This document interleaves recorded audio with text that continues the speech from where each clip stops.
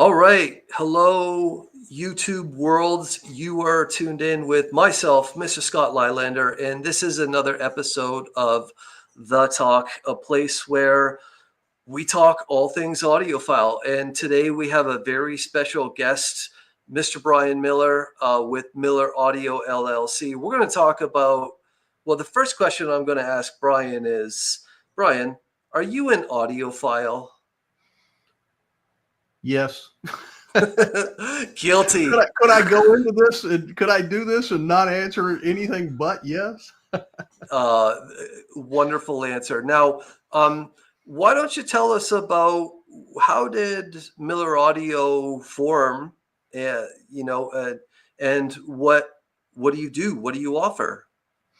Yeah, so Miller Audio got started about roughly 3 years ago when I retired from Raytheon. And before I retired from Raytheon, I had a small little service and repair shop here in Dallas that I worked out of my house. And it was just kind of word of mouth. One of the challenges you have when you work on tube audio equipment is, there's not a whole lot of people that work on it anymore. And it's hard to find people who will work on it. And I won't work on everything, but I will look at things and I will, consider them. And so I get a lot of fun. Was getting a lot of just referral calls from my local customers that I was doing repairs for. And, I passed my name or business card around. And so it just sort of grew from that. Now I was doing service and repair work for probably easily 10 or 12 years, maybe longer than that, maybe 15 years. So that's where I got my start. And it was just a pastime, a hobby. And I was glad to help people, And of course, I wasn't doing the service and repair work to make money. I was just, pocketing the change and blowing it all on audio equipment, right? I mean, that's all it was about. I'm just funding my habit just like everybody else, So, but I did get approached by a number of people to do some, sort of heavy upgrades or mods. And I sometimes I would do that. Sometimes I would just kind of beg off of that. But as time went by, it was pretty obvious that there was going to always be a need for tube repair services. And so I never saw, giving that up. What I did do was I never imagined I was going to go into the business of producing hardware. And, but that's where we are now. So Miller Audio was really we just took that service and repair business and just put it on steroids when I retired, and I formed Miller Audio, and the service and repair part really is not there anymore. We do service and repair of the products we make. And I still do repairs and service for my local customers here in the DFW area. And I still work on all their old stuff just like I always did. I don't always take on a lot of new stuff, though, just because we've gotten so busy with our own product line that I don't really have the bandwidth to do all of those kind of service and repairs. If I wanted to do nothing but service repairs, I could do that full time and not even produce an amplifier. So there's that much demand out there for the service and repair. Yeah, there is. And I just don't want to do it. And I'd rather just kind of do our service and repairs now. I know the product, we make it, we build it. So it's not too hard for us to get our arms around it and fix it, So that's what I enjoy doing nowadays. Wonderful. Well, I mean, no wonder you're an audiophile, because doing all that stuff, right? It's just a natural fit. Now, tell me about the products that you're creating. Yeah, so let me back up and say I don't really create anything new. So when I say we do a Dyna 70, that's our iteration of a Dynaco ST70. It's based on an ST70. It still has a lot of ST70 bones, if you will, but it's not exactly a stock ST70. We don't build one of those. And so it's a hot rod. Yeah, I like the term. I did another video with somebody not long ago, and I used the term resto mod. So for people out there who are in the car, genre and car restoration, all that kind of stuff, I always often say that our Dyna 70 is essentially a resto modded type of amplifier, just like you might resto mod a car. And so we make it better. We make it faster, sound Yep. better, all those things. It just it doesn't look like an ST7 anymore because I'm not really into that old polished stainless steel chassis like they had and black transformers. That's just not that. What I talk about a lot when I talk about Miller Audio, we bring the ST70 into the 21st century. That's kind of what we do. That's kind of our mission statement. So we add auto bias to it. We have a little voltage multiplier we add to the unit so you can actually run a 6SN7 tube or a 12SN7 tube. 12SN7 tubes are a lot cheaper than 6SN7s. They probably won't be after this video, but You look gave at the secret away. 6SN7 tubes versus 12SN7 tubes are a lot lower demand for 12SN7s, and so those tubes are a lot cheaper. And so the other thing is that tube draws, it just Ohm's law. So it's a 12. We power it with a 12-volt DC circuit, so you have the current load on the power supply. So there's all those little tricks we play that make it just run more efficiently, run cooler, things like that. Okay, wonderful. So go check out milleraudio.llc.com, and there's a gallery of what Bryan has done, and then there are the amplifiers in there, DIY kits, electric parts, even vacuum tubes, mechanical parts, and all that.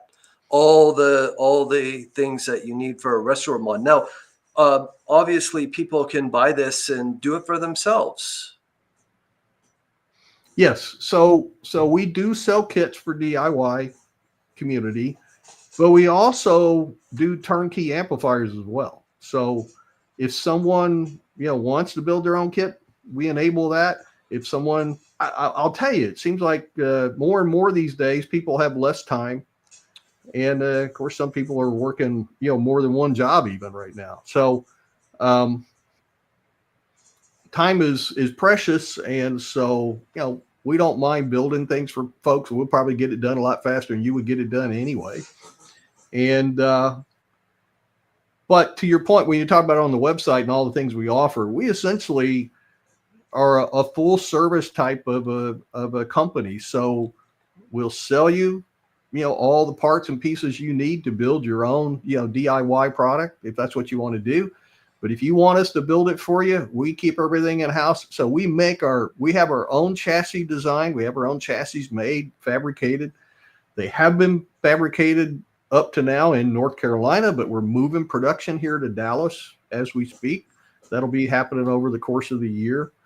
All our transformers are all made here in the United States. They're not made here locally, but they are made here in the U.S. And we even have a transformer we're working on now that's coming from Europe for our ST35. So we just introduced our respin on the ST35. That's on our website now, and it's on in one of our new products listing.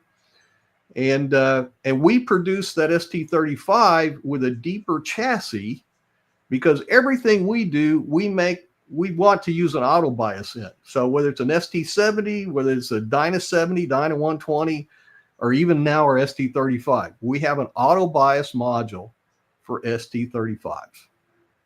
ST35s were always for the most part, fixed bias. You didn't have to adjust them. And then there's aftermarket suppliers make a bias adjust kit so you can set all 4 tubes independently. But in our case, you got to put an auto bias module, and it's got to have a little smarts, and there's just not enough room in a stock ST35 chassis to put anything. It's only about half an inch thick. It's very, very thin. And so we had to make a deeper chassis so we could put an auto bias module in there. So we make the chassis, and we also have the auto bias module made. That's made by Audio Amp in the Czech Republic. So that's where all our auto bias modules come from, the Czech Republic. And as far as I know, they're the only independent supplier of auto bias modules for tube amps. Okay.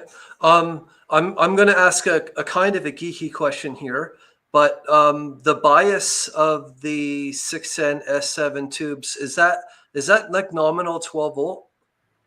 Well, no, on the so we don't bias the 6SN7 tube. Those are our driver tubes or preamp tubes. So we're not doing bias on those. You normally are biasing your output tubes, the power tubes. Okay. And then that's what the auto bias modules are doing. It's just basically looking at all four of those tubes simultaneously. And it has a setting, it has a bias pot on it. You set the pot and it sets the pot for all the four outputs. So when you just set it once and it sets all four outputs and it just maintains that same bias on all the tubes. And it just, And in the original sort of Dynaco model, if it was a fixed bias and you had a slightly different variation, would that would cause a change in power delivery to the speaker itself? well, I guess you could say it does impact performance somewhat. So bias is really not something you're going to hear unless it's really, way too high or too low, unless it's way off. But bias is just something you need to have in the tubes to for them to operate properly and efficiently. And you did that several different ways. In the old days, you had fixed bias. So a lot of your stereo consoles, Magnavox console, RCA, Fisher, whoever it may have been, a lot of those amplifiers, or a lot of the amplifiers used in those stereo consoles, those went into somebody's home. And back in the old days, they wanted everything to be reliable. And of course, back in those days, that's when it was common to people make house calls to come out and repair your TV or repair your stereo system, right? And they had tubes with them and they would do all that kind of stuff. But in those days, a lot of that equipment was fixed biased. It didn't have an adjustable bias on it. You just put a new tube in it and, and as a matter of fact, when I was doing console amp pools back when I was doing hobby things, I would get a bunch of old Magnavox, console amps and convert them into standalone tube amps. It's a very common thing to do. It's a lot of fun to do and it's easy to do. You can pick up some old Magnavox amplifiers and out of these stereo consoles, and it still has the original Magnavox, tubes. They were typically made by Muller. It was their 6BQ5 or their EL84 tube. And, those are made in the UK and they just shipped them over here, I'm sure by the boatloads. And I've got a whole cabinet full of EL84s that Muller made that all Magnavox marked, and they're still wonderful sounding tubes and they sound great. And that's what I like to use. Now, unfortunately, over time you start burning through those and it's, you don't find those old Magnavox original, tubes anymore. But anyway, but that's how fixed bias works. They biased them so gently that here we are 50 years later and somebody, after the newness wore off of the stereo console, they played it maybe Thanksgiving and Christmas, and that was about it. So it didn't get used very much. And so you find one of those things and 50 years later, all the tubes in it are still good. It's wonderful. Yeah, nice. I want to ask you a question. I'm going to want to shelve it for a second, and then I want to talk about the Lone Star Audiofest. But before we talk about the Lone Star Audiofest it's near Austin, Texas, May 5, 6, 7, 2025, very soon. I want to, what is your favorite speaker with your Resto Mod Dyna and let's what speaker does that pair with? But we're going to see you at the Lone Star Audiofest Total Hi-Fi Experience very shortly here. And I know that you're going to be bringing one of your Resto Mod amps with you, and I understand that you're sharing a room with a gentleman, and so we'll get to check this out. Yeah, I'm sharing. So Johan Van Ziel and I teamed up this year to do the show or the Lone Star Audio Fest there in Round Rock. Yeah, and a correction on the date.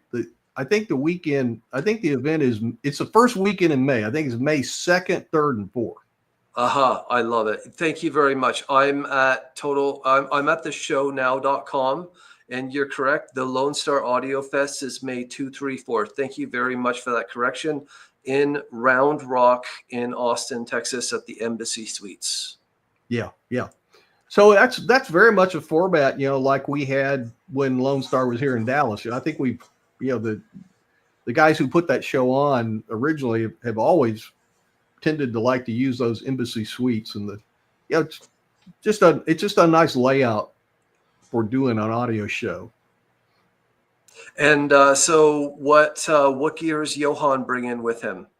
So Johan, so I'm providing the amp. Johan's doing the speakers. Johan has his new version of the Alpines, and I'm looking forward to this show very much because I've been over there. I've listened to him evolve this latest generation of the Alpines. Now, I heard the Alpines at Lone Star last year, and although we weren't showing together, but he has made some substantial changes to that speaker over the course of the year, and it sounds dramatically different than it used to sound. Johan actually develops, and he may have already said that. I didn't watch his whole video, so for those who have seen his video, I might be repeating some of this, but he actually develops with two different systems. So he's got one audio system in another room in his house, and then he has the Alpines and his I guess you'd say his show audio system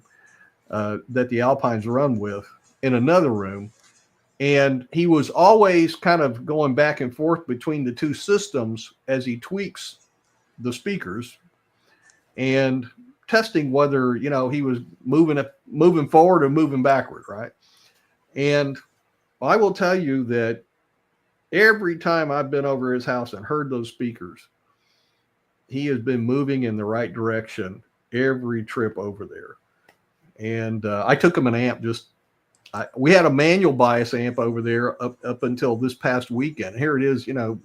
We've got another show we're getting ready for, of course, and that's kind of taking a lot of our time and attention right now. But the bottom line is everything we've been doing is for this show. It's going to make a dramatic difference. I think Johan. I think the Alpines 25, this version he's got now, are the best sounding Alpines I've ever heard. And he's doing some things to them that he's never done before. So he's got a new waveguide. Actually, the waveguide actually fits in the throat, if you will, of the horn. And he's got two waveguides made for that. And they dramatically changed the performance of those speakers, and they sound great. And I'm impressed with how well it sounds. I think he and I think that we're going to make some people stand up and notice this year. Wonderful. I love checking out the gear, and it's especially at audio shows. I know some people are like, well, when you go to an audio show, don't expect super hi-fi quality because it's it's a temporary setup. It's in a hotel room. But my experience has been there are some fantastic sounding systems at shows. Yes, and there are great sounding systems. And I'm telling you, come and hear this one because it's going to sound great. We got a great sounding amp. And of course, you'd expect me to say that anyway. But Johan's got a great sounding pair of speakers. And I've heard them over the last couple of years at the other Lone Star shows that we showed at where he was there as well. And I always make around, to all the rooms and listen to everybody's system. And I liked his system last year, but I'm going to tell you this year, it's the best sounding system he's produced. So it's going to be a pivotal year, I think, for him. Awesome. Talking about the Lone Star Audio Fest, we have got Joshua Miles in the house. Big fun. Looking forward to this big time. And I know that when you come to the Austin show, It's a creator show, so you're gonna get to meet a lot of the creators. You're gonna get to see a lot of boutique gear. You're gonna get to see a lot of gear that you're not gonna see at the other shows around, the country. So this is a very special show. And on that note, I just want to say hello to Emiko C Music. Thank you for being here. And a big shout out to my brother Larry Stugel. Some people might know him as Bryan, but thank you, Larry, for you're always liking whatever we put out there. So let's go back to what is your preferred speaker for the Resto Mod Dynaco? And speakers are tough. I mean, there's just so many speakers out there. There's so many choices you have. Is there any speakers that don't work great with this amp? That's a good question. I haven't personally, had that issue, but anytime you're dealing with some fairly inefficient speakers, say you get down, say below mid 80s, that's probably not going to pair very well, With the tube amp, yeah. Yeah. Now, I would tell you though that my experience has been is that we actually do pretty well with moderately, inefficient speakers. Anything that's a mid 80s, high 80s, in the low 90s, yeah, that's not a problem. We're okay with that. And Okay. there were, we do a lot of testing, and GR Research guys, which are basically here in the DFW area, and we actually, so Danny and Ron have one of our amps up there, and they can basically pair up our amp with any of their speakers. And when I first took an amp up there last summer to Danny, we tried it on his I guess Encore it was XLS, right? Yeah, it was on his main system, his main yeah, rig. his main system. Yeah, I think it was the I think it's called the NSX, is it? I think the Exotica or something like that. I think so, yeah. The big tall ones, and they're dipole open back, and yeah. So we played those, and they're fairly efficient, and of course he knew those were going to do just fine. So he played those on there, and he pulled those out of the way, and then we hooked them up to, I think based on Danny's feedback, as I recall, he just said, let's just pull out the Arias. And of course, I didn't know him as Arias, then I'd never seen them. And you get this little bookshelf speaker, it's on a stand and everything else. And of course, we're in his studio, in his listening room. And we see these little low speakers here. And I'm used to, Danny having a lot bigger stuff, and I see these little small ones, those Arias. And I didn't know anything about him. I didn't know what he was developing. I just was not familiar with all that. And he said, let's try, let's let your amp try running these Arias. Man, it had no trouble doing that at all. And it was impressive. And I have never heard a bookshelf speaker sound that good. And then, a couple of months ago, Ron and Danny did a video. I guess it was on a Thursday night, and they were on they were on YouTube for like a 2.5 hours or something, going over that speaker and answering questions and all that kind of stuff. Yeah, they did a live. They did a YouTube live together on that. And I have to tell you, I didn't know this was going to happen, but I watched the video, and they actually were plugging our amp a couple of times, throughout the course of that 2.5 hours, which I greatly appreciated. But having heard that speaker, I understood now what everybody was talking about, but I didn't know that, when I first heard it, and I didn't know what the game plan was, and I didn't know what the marketing plan. And in fact, when I watched the video a month or so ago, it was the first time I learned they've actually got 3 models of that speaker. I didn't even know that. So to answer your question, I guess I'm in a roundabout way. I tend to be a horn speaker man. That's just kind of my background. And, if you're kind of from a legacy perspective, accustomed to using lower powered amplifiers, tube amplifiers, things like that, you're always looking for speakers that are efficient and that you can get good performance out of. So I tend to sort of, bend that direction or go that way. In my home now, I've got some K-horns, I've got some Valencias, I've got Model 19s, and I have a set of speakers probably most people don't know anything about. They were made here in the Dallas-Fort Worth area back about 40, 45 years ago. They're called North American Sound, and I have a pair of North American Sound studio monitors, which were designed to be a competitor to the K-horn. So it's got a T35, tweeter, just like a K-horn has. It's got a mid-ray horn. It's not like a K400 or anything like a K-horn has. But then it also has a 15-inch, woofer in it. So it's a three-way speaker that tries to be as much of a competitor to a K-horn as it can be. I happen to like it because it's smaller than a K-horn, and it's easier to put in a room. And it's designed for corner loading like a K-horn as well? For corner loading, you said? Yeah, because the clip horn was designed to be in the corners, right? So this one is as well? No, that's what's nice about it. It's in a more conventional cabinet or chassis or configuration, and so it doesn't have the the rear exit and it reflect off the walls and wrap. It doesn't do all that stuff. Now it does have a huge port in the back of it, and it does reflect off the back wall, but not anyway like a K-horn was designed to do. Very cool, very cool. Ron and Danny, those guys are cool cats. I don't know that I have a favorite speaker. You know what my favorite speaker is? It's the next one. There you go. There you go. Great answer. I actually have I kind of have a set of reference speakers right now. I have two sets of reference speakers because I'm an audiophile. Sort of, we were chatting about this earlier and sort of hopping back over to Ron and Danny. Man, those guys get into the weeds.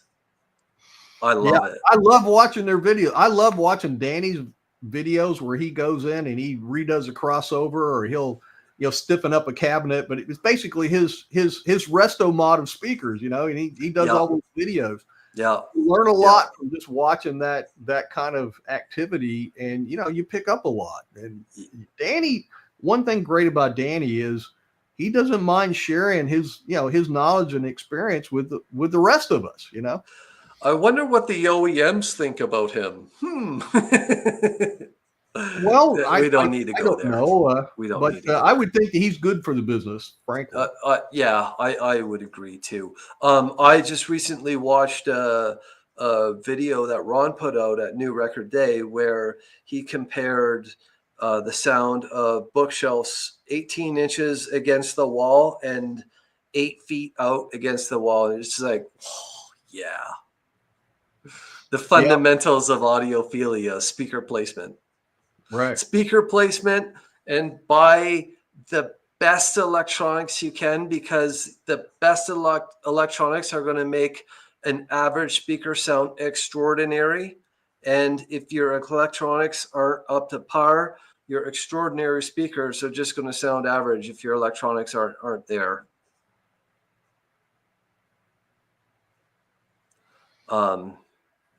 I have some new electronics coming in the house, so I'm getting ready to have some fun here real soon. I'm excited.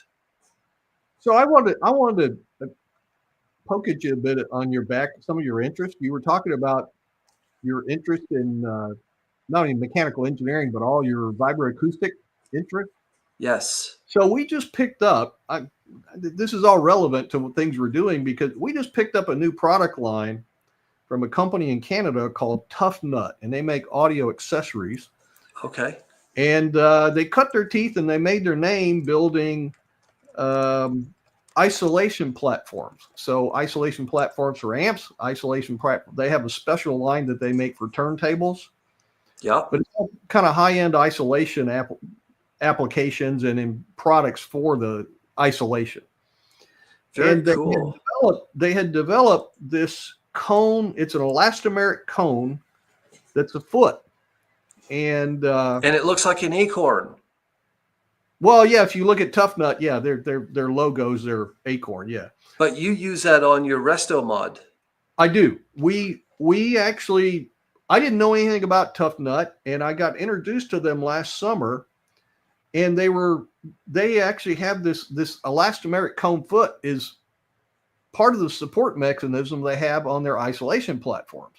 And what they decided to do was to take that, and rather than just use it on their isolation platforms, they decided to just make it like a foot and sell it as a footer, if you will, for chassis applications. And so now that's what we do. We get rid of the, Dynacos, always just have a little rubber pad. It was basically what I call a scratch guard more than anything else. It wasn't really a foot, and it just kept the amplifier from scratching up all the furniture. One thing I don't like about a lot of these heavy amplifiers, and as they get heavier, it gets harder and harder to pick them up. You got to be able to get your fingers underneath those things to lift them up. Well, when they're sitting flat on the ground, you can't do that. You can't pick them up. And, and tube amplifiers are kind of ungainly because all the weight's on one side, because all the transformers are usually on, one side of the amplifier or the other. And so they end up being, they're partial to one side. And so it makes it unstable to pick them up, and it makes it difficult to pick them up and carry them around reliably. And I'm carrying amps around all the time. So I'm always worried about dropping one, especially if it's not mine. Right. Yeah. So anyway, when they approached me about these, we talked about it, and they said, hey, we're willing to do a test for you guys. So he said, could you help us out with some test data? I said, sure. What do you want me to do? So I sent them the back cover off of one of them. I had a spare ST70 back cover, and they said, send us up a back cover and give us the weights of your ST70, and not only the weight of an ST70, but give us the weights, what the weights of the three transformers weigh on the back end, on the back side of the amp. And then kind of give us the weight, kind of the average weight distribution for the rest of the amp. And so what they did is they loaded it on a shake table, and they simulated an ST70 with these cone feet. And they actually did a swept test. And they tested, so what I didn't tell you is I sent up my original cheap plastic feet that we use now on our chassis, or that we used up to this point. And then they tested it with those cheap plastic feet, and then they tested it with these, isolation cones. At 1K, we had a 30 dB difference in performance reading. So my foot would do about minus 86 dB. The elastomeric cone foot did about minus 116 dB. So it was 30 dB better. That's the significant number. And so they were running a shaker table, and they were probably using an accelerometer on the amplifier to measure the transmissibility of that excitation force into the tube amplifier. That's because exactly. Of course you get stereo. Well, I was going to say stereophonics. You get microphonics in there, and Exactly. it's amazing how much vibration is present in our audio world, and the impact of all of that. So here's the bottom line. I go through all this. I'm not showing you facts and data. If you come and see me at the show, I've got the facts and data. I can show it to you. Awesome. So, but I have the test data, and they gave me the plots, and it's the real plots. And I saw the numbers. Now I'm going to tell you these rubber elastomeric cones only good down to about, say, 3 to 4 kilohertz. You get much above that, then they just sort of, the numbers all mesh together, and now you just get outside of the frequency range where the rubber isolation really is, really doing its job. The best performance you get is down, say, between 100 to say 600 or 800 hertz, less than 1,000 hertz. But the damping is just so good that people ask me, Bryan, do you hear a difference? And I say, yes, you hear a difference. And they go, and of course they grin and they go, well, okay, you're selling those things. That's what you'd expect you to say. I go, well, okay, peace. I get it. I understand that.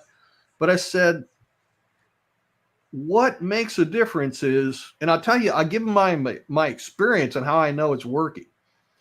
Because for anybody who knows me, anybody goes on our website, you see some of the pictures. You'll always see me taking pictures of my amplifier right in front of a Model 19, an Altec Model 19 with a 15-inch woofer. My amp sit right there on the floor next to that, because it's one of my kind of this standard test criteria that I do with all the amps when I kind of push them through. I have a rat's nest of wires back there behind all that, and that's my noisemaker. So if I want to generate some EMI, RFI noise, I just put it back there and run all the cables past all that intentionally, because I want to see if it's going to be a hummer or not. And so, and of course I can see that on a scope, on the table, on the workbench too. But I actually do that when I play all this stuff. And people ask, why am I always doing that? It's because what I'm trying to do is try to induce microphonics or some excitation of the amplifier through the air. And you got to get it close to the speaker and get it close to a woofer to get that thing to shake. And I want the tubes to vibrate too. I want them to get microphonic because I want to see, is it going to be a problematic amp or not? Because you never know when you ship this thing out to somebody, how are they going to use it? And you have to kind of just expect the worst case no matter what. And that's kind of how I approach things. So what would cause it? What would cause the tubes to be more responsive to the microphonics than another set of tubes? I'm pretty new on the tube front, so tubes, new tubes can be a little microphonic anyway. It's not unusual to get some preamp tubes or something like that. When they're brand new, you might get some shrill out of them. I don't know if you've not heard a bunch of new tubes before. You kind of go through that tube break-in process and you get a little bit of everything. You can have a little shrill on the high end. You can have a little muddiness in the bass. You can actually just walk up to a tube and thump it and get it. You can hear it. You can hear the tube ring when I got a wine glass here. I can make that wine glass ring. Well, you can do the same thing with the tube. And so those kind of things are just there. Some tubes are more microphonic than others. And sometimes you get tubes that you never think would be microphonic, and all of a sudden one is. It's just they're all different. So then if you're doing this test and you find out a specific set of tubes are just more microphonic, are you going to switch them out for some different ones? Oh, it just depends. I'll let it play for a while and see if they kind of burn in and settle down. That's typically what happens. If it doesn't do that, then yeah, I'll change it out. But usually what it means is it needs a little bit more time just to settle down, kind of burn in. And the other thing you get with new old stock tubes, especially with old tubes that are new old stock, some of those tubes, they've been sitting for 50 years not used. And believe it or not, they don't age well. And actually, when you put a new tube like that in an amplifier, it's not uncommon sometimes that it will pop occasionally. And sometimes you'll see every now and then you'll see a little flake off, and you'll see a little dash of flash of light, and then you had a little some of the coating there rub off or flake off, and that happens. That happens with old tubes as well as new tubes, so it's nothing unusual. But those are just things I do, and when to sort of put amps through their paces more than anything else. And I do that with all of them. There's the bench activities, and then there's all this stuff is kind of the non-bench stuff when you're just burning things in, and that's when you start seeing the different idiosyncrasies in an amplifier or the amplifier tubes you're using. But every one of them, believe it or not, you do this long enough, every one of them ends up having, as goofy as it might sound, a personality, if you will, or it has a character to it. I believe that. It does. Yeah. Some of them are just They like the hum. Just some of them like the hum. You know, you just got one that just damn it likes the hum, and it's not the tubes. It's just the amplifier. You know, and then you build one of them. It comes right off the bench. It's quiet, no hum, and some of them give you no problems at all. Okay, God, I wish I could make all of them like that. I don't know how it works. It's fun. That's something else to do. Is I enjoy doing this because I love doing it. It's fun. I enjoy it. I learn something new every day, and there's no two amps the same. I wish I could say they're all the difference, but they're just like kids. They've all got their own quirks and idiosyncrasies and personalities, and it's actually true. Yes, indeed. And the sonics too, right? It's like, wow, that just sounds different. Yeah, you do. And sometimes, and so the other thing is, this is when I make these discoveries. Sometimes there's tube combinations. There is no perfect world in tube combinations. It just happens to be what sets of tubes you have and what you put together. And sometimes you just create magic, and then other times you just create, well, you need some other tubes because that doesn't sound good enough. I've got a audio friend just sort of down the road from me in Eugene, Oregon, and he is a tube roller. And he'll send me pictures of the tubes that he's playing these days. And he'd be like, oh, I just found the perfect combination of tubes. But it's kind of, it's something that I haven't done a whole lot of. Yeah, it's definitely one of those audiophile minutias. Yeah, we're always tube rolling, and I don't roll as much as, well, I say I don't roll it. I do, but I don't look for unique combinations anymore like I used to. Mainly because it's just too much time, and to your point, you do sort of have a tendency to get off into minutia, and you can get off into the weeds if you're not careful. And at the end of the day, I've got to get amps out to people who work reliably and sound good. And I put when I say work reliably and sound good, those are not mutually exclusive. You got to have both. Right. And so, if it sounds good and not reliable, that's not a winner. And if it's reliable and doesn't sound good, that's not a winner either. So you got to you got to hit a home run every time on those two categories. Absolutely. Yes, you do. Yes, you do.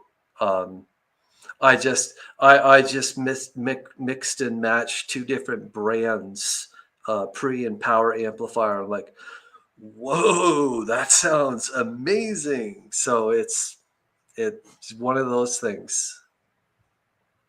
But Bryan, is there anything that we haven't touched on that you would like to touch on?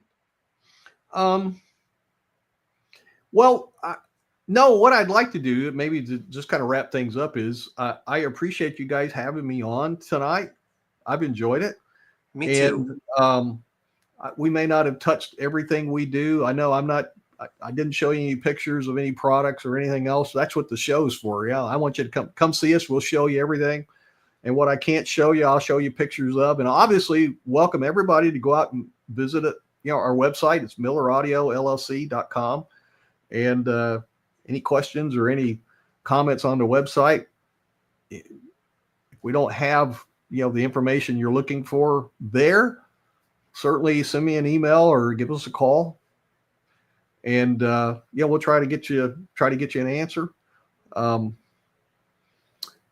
We do have a new the ST35 is new this year, so that's a new product for us. We got these new cone feet that I'm really excited about, and we have them sort of in custom trim colors, so they all go with black packages or copper packages. We have stainless steel. I mean, we basically have cone feet that are going to fit on just about any kind of a chassis. And then on top of that, we're doing the auto bias modules, so we've got that whole product line. And so if you're interested in tube amps and you want either a new amp or an auto bias module or some bling for your equipment, we can fix you up. Excellent. So definitely, I can't wait for Total HiFi Experience, the Lone Star Audiofest, May 2, 3, 4 in Round Rock, Texas. That Round Rock, and it's going to be a fantastic time. Bryan, thank you so much for hanging out with us today, hanging out with me. You know, I love the gear, I love the minutiae, but the most thing, I love meeting people in this industry, because I think these are some of the best people in the industry. Now, look, maybe if you're an auto racer, you'll be like, hey, the people in the automotive industry are the best, but we're audiophiles, and we think that this community is the best. And I appreciate your time and just chatting with you, and I look forward to meeting you. Yeah, I look forward to meeting you and Amico and the rest of the team, Daryl. And I appreciate you guys giving me a second chance here, because we all get second chances. yeah. Well, we just had a little technical glitch there, and I appreciate you guys giving me the opportunity to reshoot this video, or redo this video. So it's great. Awesome. Yeah, no, and the saying goes, it happens, but I was definitely happy to do this. And just everyone, we'll see you at Total HiFi Experience. All right. Good night.